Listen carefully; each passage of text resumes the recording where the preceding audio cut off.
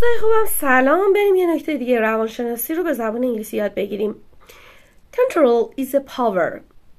It isn't about force. It's a power, the power to forgive when you are hurt, not to hurt back, you know? Say to yourself in the mirror, I forgive you, and forgive those who hurt you. In this way, okay, you become more powerful every day, you know. بذاریم بچه فارسیش هم بهتون بگم. گفتم کنترل یه قدرته، یه نوع قدرت داشتنه بچه ها.